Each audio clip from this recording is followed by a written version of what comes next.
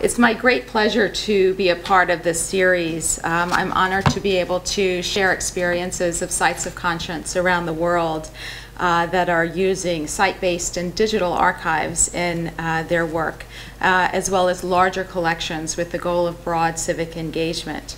In my presentation today, I will give an overview of the Coalition's work of sites of conscience as we work in 7 different regions around the world, and then explore in greater detail how archives at sites of conscience are activated. First, a bit of background about the Coalition. The International Coalition of Sites of Conscience was founded in 1999 with 9 members. Today, the coalition has grown to over 190 members in 53 countries. Our members are museums, historic sites, memory initiatives. They are large, small, long-established, brand new. They exist in rural environments and in urban environments. They all remember different histories and are addressing different contemporary challenges, but all commit to connecting past to present and memory to action. The Coalition offers our members technical assistance, small grants, financial assistance, but most importantly, peer-to-peer exchanges within the regions in which we work, and also global sharing of best practices. 2 of our members are Healing Through Remembering and also the Museum of Free Dairy. Those 2 members you may be familiar with. While the previous presenters in this series have explored the technical aspects of archive development, I'm hoping today to explore how sites of conscience around the world activate their archives. As Elizabeth Baumgartner noted in her remarks, providing public access to an archive is important, but that public access should ideally only be one aspect of a broader initiative. Today, I hope to share what sites of conscience across the world believe that broader initiative can be as we work to use archives, oral histories, and historical accounts not only to document past events, but to serve as a starting point for all members of the public to consider the events that occurred, explore what environment led to those events and allowed them to happen, and then connect those events to their legacies today. Our goal is, through that exploration, archives can then become a catalyst for broad change as individuals, communities, societies explore these events and then commit to working towards human rights and social justice. Sites of conscience today are active in 7 regions of the world, including Africa, the Middle East and North Africa, Asia, North America, Latin America, and not included in the slides, Europe, Russia, and Australia. Across all of these regions, sites of conscience commit to a common approach that you see here as our operating principles.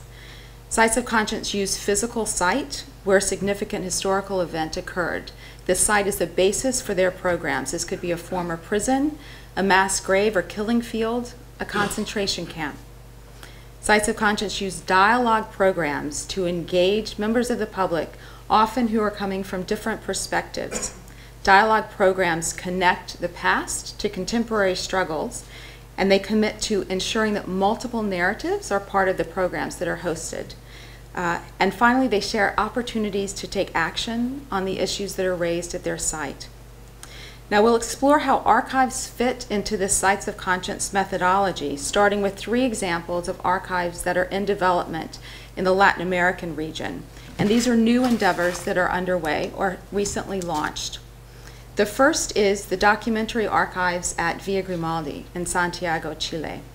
Villa Grimaldi Peace Park has been mentioned by the former presenters as one site that is actively using its archives. The archives, in fact, were open to the public only last week. This is a former site of torture and detention during the Pinochet military dictatorship from 1973 to 1990. Immediately following the dictatorship, the site itself, the buildings were almost entirely razed to the ground. With little left of the original structures, there was little physical evidence at the site of the events that took place there. But today, there are extraordinary programs that take place day in and day out, particularly with secondary school students. The programs use the past that occurred at Via Grimaldi, the torture and detention, and the records that were found there by addressing such issues as bullying and violence in schools and institutional violence among the local police force.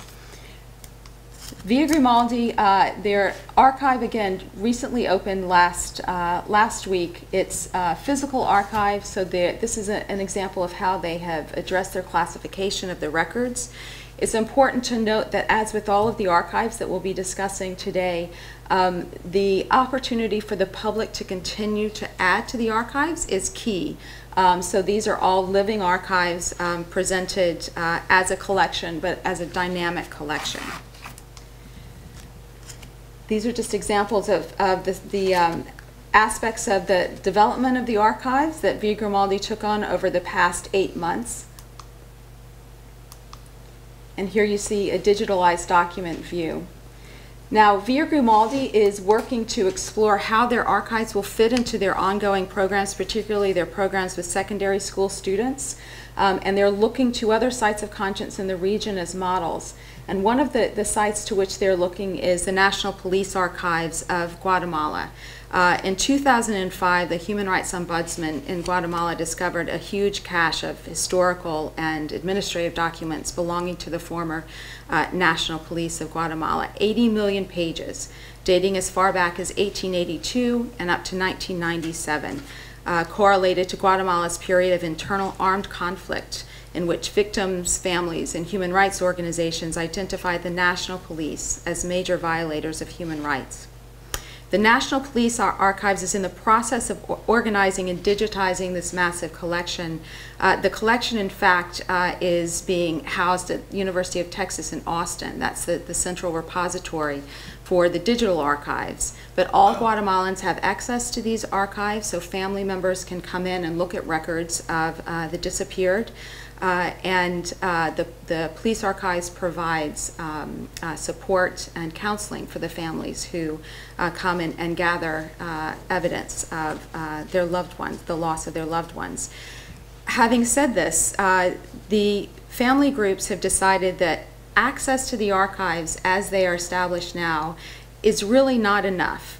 There are important histories that are not included. Marginalized voices are not included in these archives, indigenous voices, and it's not enough to simply be able to access the archives, but they want to be able to activate the archives as insurance that these events never occur again.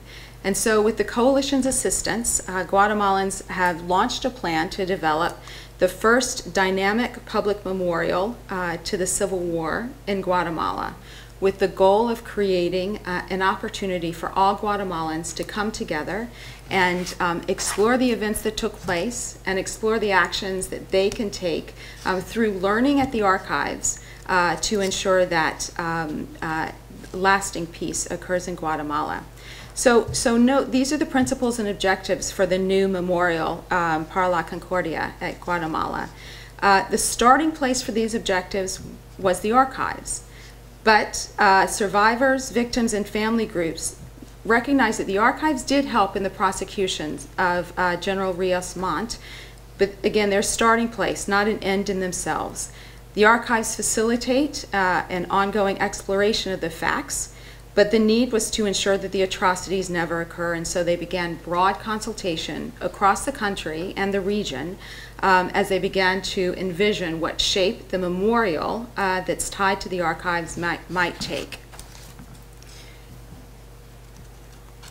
You'll see that the level of consultation was quite significant. It took place prior to the development of the plans for the museum, with over 100 meetings across the region, with intergenerational dialogues, with interreligious gatherings, and with other human rights memorials.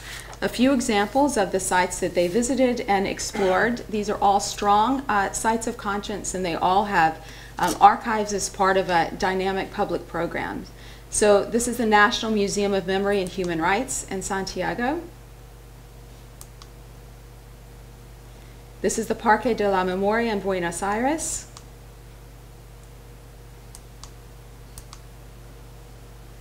The Museum of Memory and Tolerance in Mexico City. And finally, this is the design that the Guatemalans have decided to move forward with.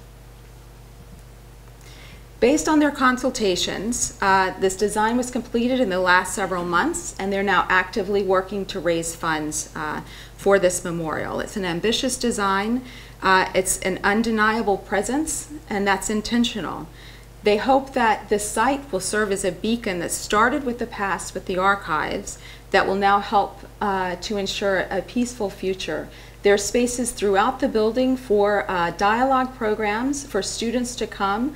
It is connected, it's in the same space as the archives, connected to the archives, but this becomes a living space. It becomes a safe space for those who are not comfortable sharing their stories with the National Archives, who did not feel that they were engaged in the formal prosecutions in Guatemala. It provides a space for them to engage in building a different future.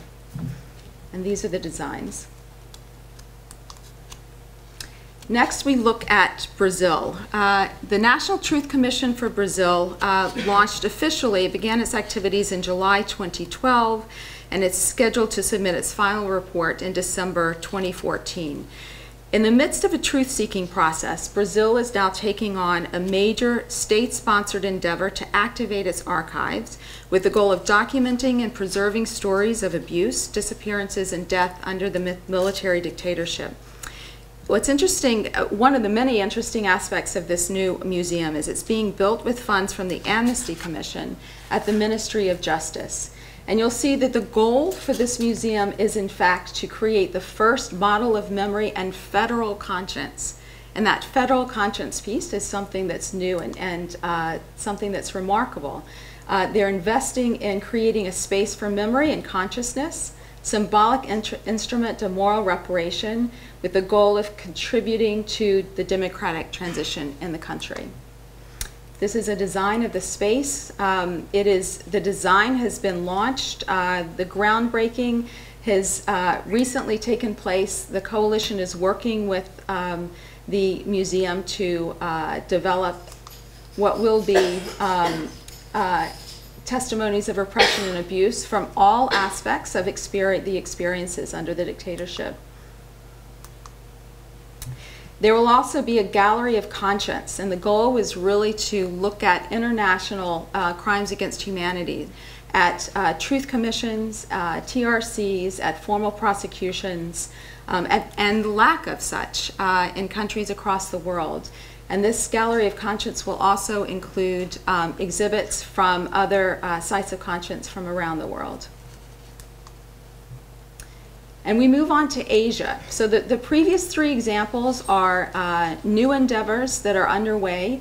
And I wanted to share Liberation War Museum in Bangladesh. I wanted to share this example because they were established in 1996 with very limited financial resources, but the goal was really to establish archives and take those archives and transform them into a dynamic space for engagement.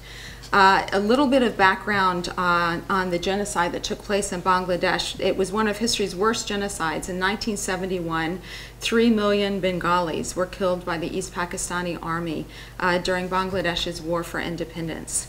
In 1996, the museum was founded by former freedom fighters with the goal of commemorating the struggle for independence, but also serving as a living archive with the intention of linking the history of the Liberation War and contemporary social and human rights issues. Liberation War Museum was one of the founders of the Coalition of Sites of Conscience. Although they started with little formal training, today it serves as a global model for civic engagement, particularly through its exemplary student and teacher engagement programs, its mobile museum that reaches across the country to rural communities, and its ongoing commitment to gathering oral histories. This is an example of a school program in Dhaka where students come. The schools themselves raise the funds, often through penny drives. The students and their families contribute so that the students can come and look at the exhibit, which is almost entirely simply archives and collections that Bengalis have provided to the museum. Schools that cannot afford to bring students to the museum are able to take advantage of the mobile museum, which is a bus. The museum comes to them. It contains a small collection of archives in its exhibit. These are the areas of the country that are covered through the mobile museum. This is an example of the students viewing the exhibits. At the end of the experience of the mobile bus and the experience at the museum itself, the students are invited to begin to gather oral histories from their relatives or someone in their community. To date, over 20,000 oral histories have been collected and archived at the museum. Stories are told often for the first time. Younger generations learn about the events of the war, and then they learn about other genocides as well. They learn about the Universal Declaration of Human Rights and what it means to them in their daily experiences. This is an example of how these oral histories are gathered. These are all available in the museum. The museum puts them together in a publication once a month. And as you see, the students are, certain oral histories are selected as exemplary. The students are given an opportunity to travel to Dhaka to read their stories, and often the relatives that provided the stories are invited to participate with them. And one of the reasons for the program's success is ongoing relationships with the teachers. The teachers come to Dhaka for trainings, for conferences. They are connected to one another virtually. Again, with very limited resources, it's this ongoing opportunity to engage with the museum, as well as with the Liberation War Museum's founders, that really encourages all of the teachers to continue to work with the students to gather oral histories. Over the past several years, Liberation War Museum has also provided access to its archives in support of the International Crimes Tribunal of Bangladesh. This is a good example of a museum being able to gather oral histories with the goal of education and civic engagement, but then also being able to use its archives in support of prosecutions. Very often, and correctly so, the framework for gathering oral histories is quite different from the framework for developing legal archives. But what we've seen in Bangladesh is that it is possible to do both, to use the archives to activate the public, to engage, but also to provide a role, as Liberation War Museum has, in formal truth processes. So this is the design for the new Liberation War Museum. So after very humble beginnings in 1996, the museum has in fact now just broken ground on a spectacular new building for which it has now raised over $12 million, all from sources within Bangladesh. Its goal is to be the people's museum. So its goal is to have all of the funds come from within the country, and it's been quite successful.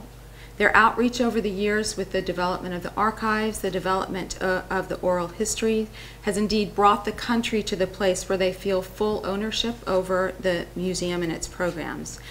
The donors to the new site include school children from across the country, the government of Bangladesh, all of the national banks, and the private sector as well.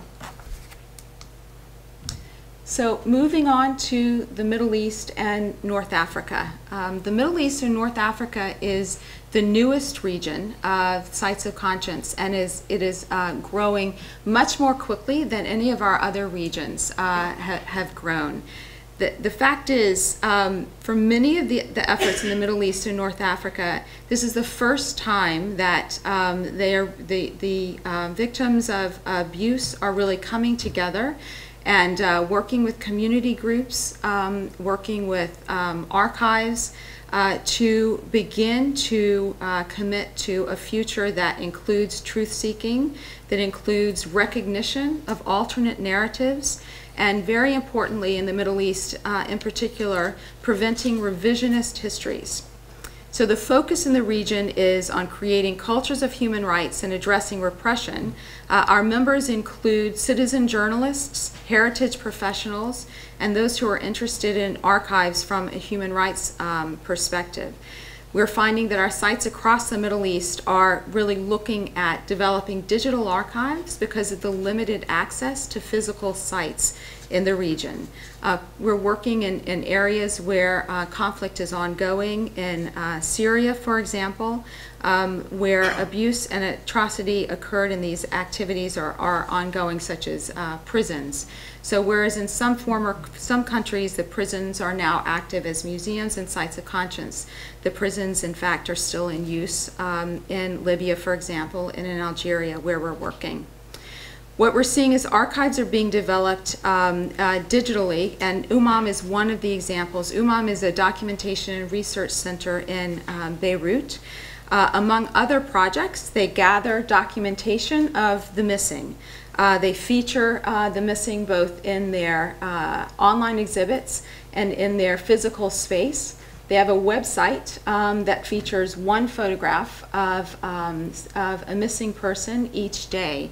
And it's an opportunity for the family to provide their records, their stories of their loved one who's missing, but also then for the public to begin to weigh in with information that they might have on the events around the disappearance of this person.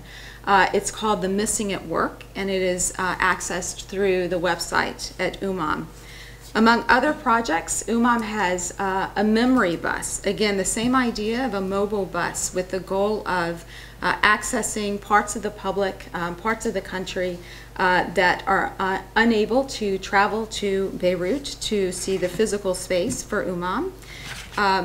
Using the history evoked by this old bus, by the new bus, UMAM's archives are accessible on the bus. The archives of the Civil War, they're called memory stops. So when the bus travels throughout the country, they invite the public to come together to access the archives, to look through the archives, but then dialogue is facilitated on the bus and around the bus through the visitors as they're asked to share their memory of the war and share their visions for the future.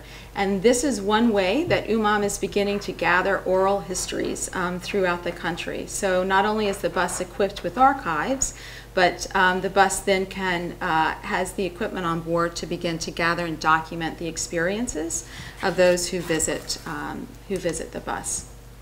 Ina Baladi is in Syria. The coalition is working with about 15 community-based organizations in Syria.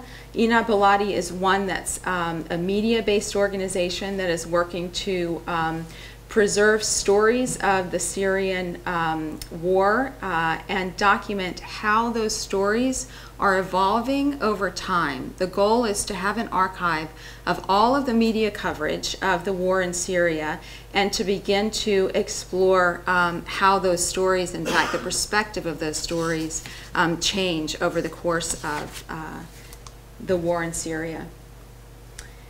In Africa, Sierra Leone Peace Museum is based at the site of the former TRC in Sierra Leone. And this is a good example. The coalition provided financial support to the Peace Museum to be launched and to do a broad countrywide consultation. This is a good example of the opportunity that we often have to gather archives after a formal transitional justice process has taken place. During the Truth and Reconciliation Commission that took place in Sierra Leone, in many communities there was little confidence among the victims that they would be treated fairly, as is often the case in such processes when they're international processes. They felt that only elite voices would be included and that if they participated in the TRC, they risked re-traumatization. So many victims did not, in fact, step forward to provide evidence, to provide their stories in that process. However, after the TRC was completed, we worked with the human rights organizations based in, it was a human rights working group based in Sierra Leone that was exploring creating a peace museum on the same spot as the court took place. So it's taking the court and transforming the space itself both into an archive, but also into a space for public engagement.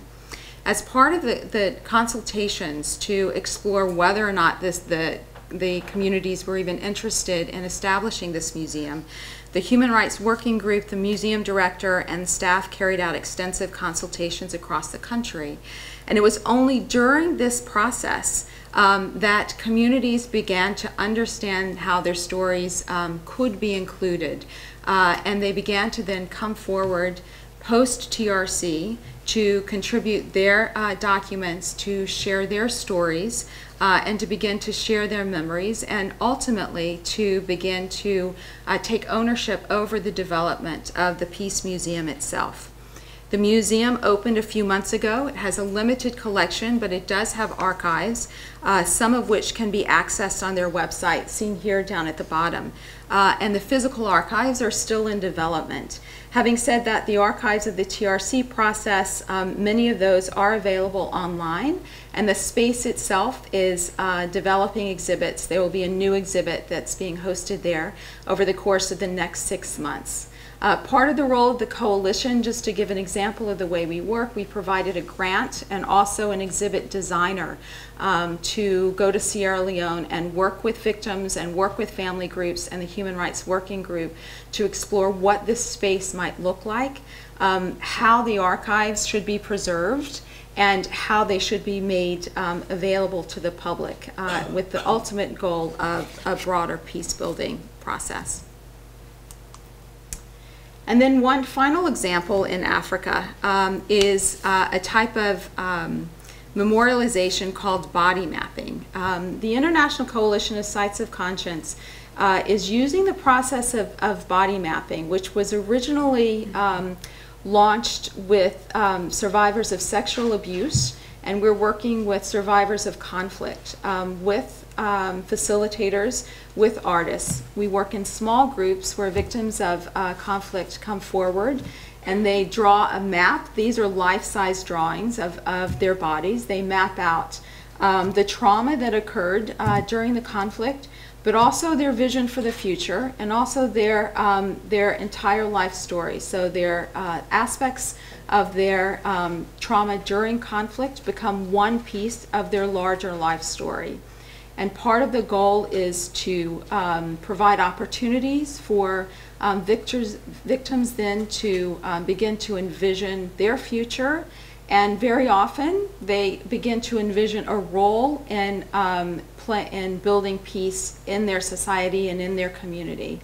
What we're seeing is that the body maps are becoming part of physical archives at Sites of Conscience, and the victims who participated in the body mapping process are now using their body maps for advocacy purposes. So they're going to government officials, they're bringing their body maps, we're having exhibits outdoors, at museums, and really exploring the conflicts that took place and using them as a catalyst for peace building in these communities. Body mapping is taking place now in Liberia, in Kenya, and in South Africa, and our members in the Middle East as well are interested in looking at body mapping as one of the tools with which they'll be working with victims there. And our sites in Latin America are also looking at using this as one process for their victims and survivors.